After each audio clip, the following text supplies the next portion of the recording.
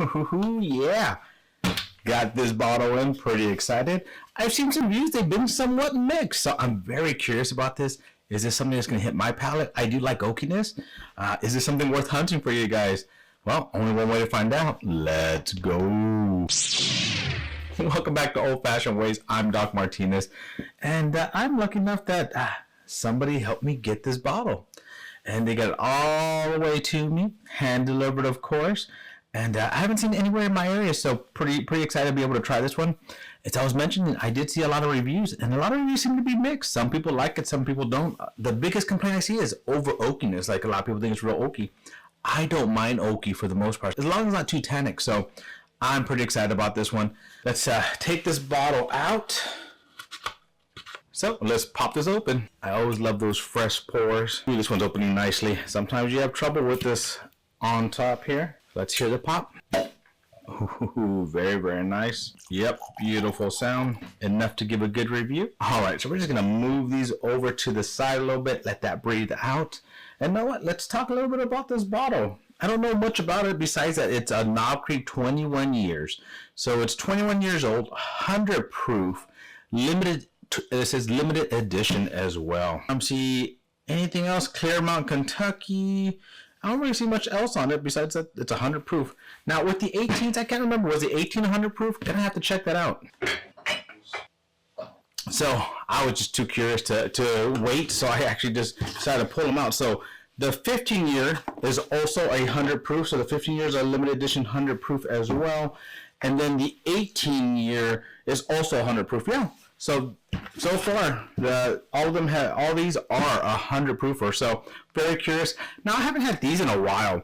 So after I do this review, I actually might go back and just kind of compare them. So we'll see if I do that. All right, so I got my book out. I'm ready to do a review on this. So let's just start looking at this. So for 21 years, you're going to expect some nice darkness to it. And it does. It has some nice darkness to this.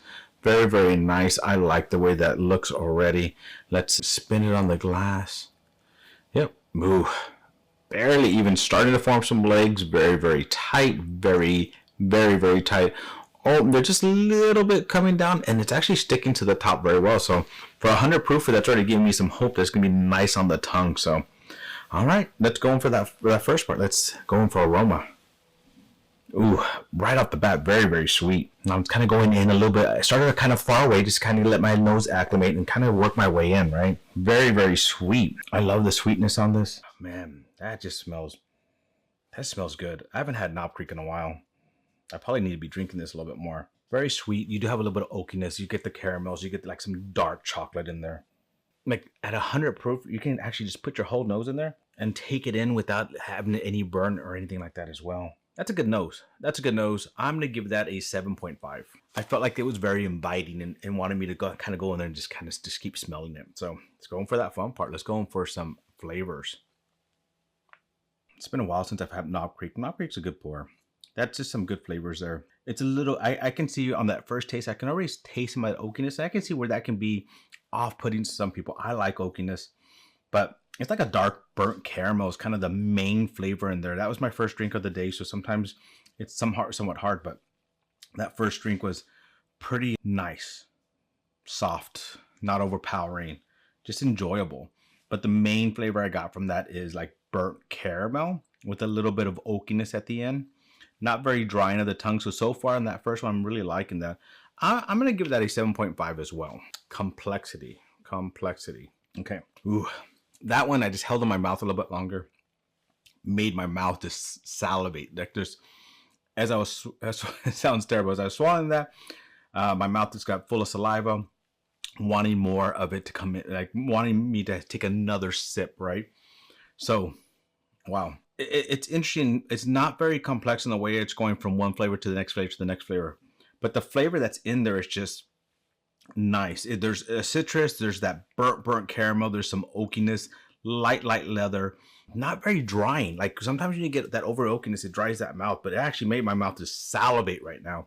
And I really like that. So I'm gonna give the complexity a 7 because there wasn't a whole evolution on it that I normally would I get with some of these.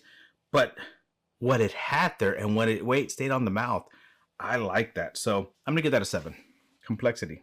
Next is mouthfeel. How does this feel in the mouth? Ooh, on that one, just holding it, kind of swishing in my mouth, gave me some cherry notes I hadn't tasted on the first one. But that burnt caramel, just delicious. It's there, and that oakiness is there. Now, mouthfeel. It covers the tip, it covers the mid palate, made my mouth salivate. It's nice on the tongue. It's not over drying. I'm liking the mouthfeel on this. This is something I can actually, you know, sit back and sip on. I just had a cigar the other night. I can see myself having a cigar with this as well. Mouthfeel is just nice on this. I do like this mouthfeel. I'm going to give the mouthfeel an 8. So finish. Let's go in for that finish. I like this pour. I really do. I like the way it just, like, it's a strong finish. Every time I take a sip, my mouth salivates, so wanting me to take another sip. But trying to hold back and just kind of see how it sits, see how it settles, see how the tongue feels about it. There is a tiny bit of spice, but it's not over spicy. It's got that little hint of cherry in the beginning, that burnt caramel, a little bit of citrus notes in the back that I like. The oakiness that's not, to me, over oaky, because I don't mind oakiness. It doesn't dry the palate. It actually makes me salivate and want another sip. So for that finish, I'm gonna give that a 9. Would I buy again? Would I buy again? What was this? I don't remember how much this was. I want to say, let me look it up real quick just so I have the right price. Yeah, I was thinking it's a $200 bottle, but it's a $250 bottle. $200 bottle, buy again, have one extra on the shelf. $250. I'm enjoying this, but as I said, I haven't had Knob Creek in a while, and I probably need to drink more Knob Creek. So yes, I would buy again, but I'm actually going to give that a pretty low number because the price is just, I feel, a little bit higher than I would like to pay for it. $200 is still a lot of money. $250 is definitely a lot of money for one bottle. If I could get it cheaper without the box, hell yeah. I mean, the box is just taking up extra room in there anyways. So with this one, $250, yes, I would buy again, but I'm actually going to give that a 5. So I told this up. I got 44 out of 60. That's a pretty solid score in my book for this kind of bottle. It is a limited edition. It is a specialty bottle. I had to get help getting it to me. It's not, you know, in my area.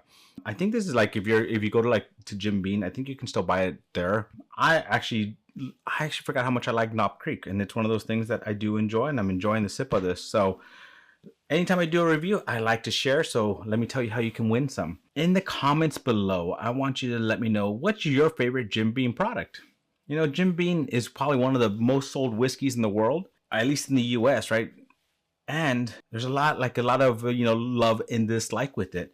And I didn't realize until I went to the distillery one time how much of their products I actually do drink. I hadn't put it together, you know, I hadn't really thought about it, you know. Yeah, sometimes you don't think about Knob Creek being from Jim Beam. I know I wasn't thinking that at the time. So when I went there and you know, did a tour and all that, I really discovered like, oh wow, there's actually a lot of these products I do enjoy.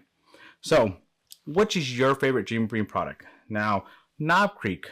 Do you enjoy Knob Creek? I know I've been blessed that I got the new Knob Creek, the cask strength, and that was fun to drink. That was probably the last Knob Creek I had.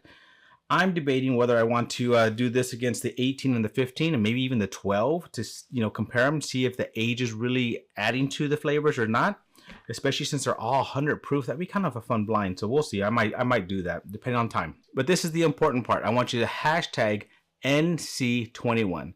Well, my friends, thank you for joining me on another journey down my whiskey rabbit hole. To our next journey, my friends, cheers.